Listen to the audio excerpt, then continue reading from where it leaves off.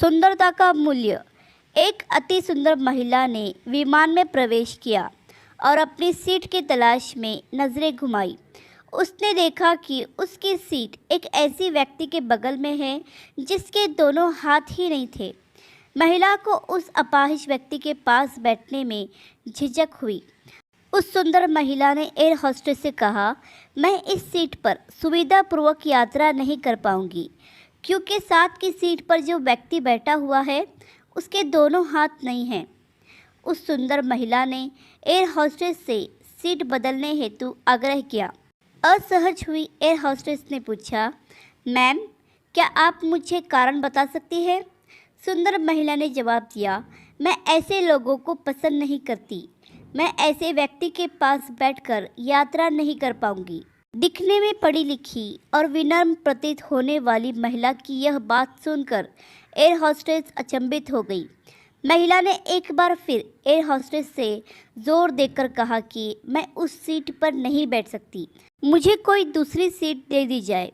Air hostess ने खाली seat की तलाश में चारों ओर नज़र घुमाई पर कोई भी सीट खाली नहीं दिखी।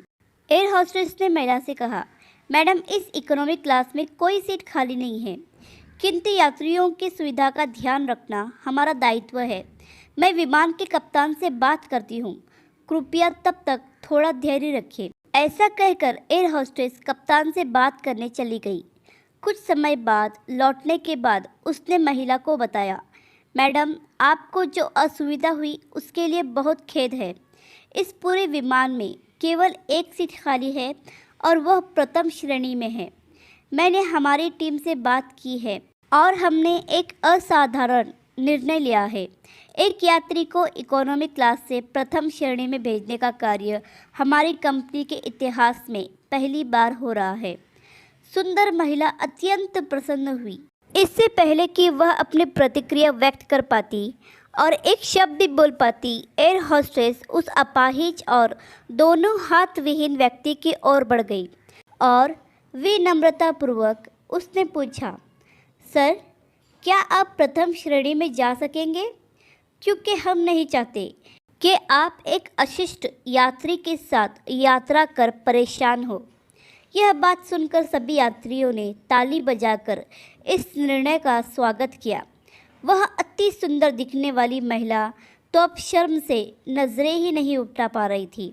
तब उस अपाहिज व्यक्ति ने खड़े होकर कहा, मैं एक भूतपूर्व सैनिक हूँ और मैंने एक ऑपरेशन के दौरान सीमा पर हुए बम विस्फोट में अपने दोनों हाथ खोए थे। सबसे पहले जब मैंने इन देवी जी की चर्चा सुनी तब मैं सोच रहा था कि मैंने भी किन लोगों की सुरक्षा के लिए अपनी जान जोखिम में डाली और अपने हाथ खोए। लेकिन जब आप सभी की प्रतिक्रिया देखी तो अब अपने आप पर गर्व महसूस हो रहा है कि मैंने अपने देश और देशवासियों की खातिर अपने दोनों हाथ खोए। और इतना कहकर वह प्रथम श्रेणी में चले गए।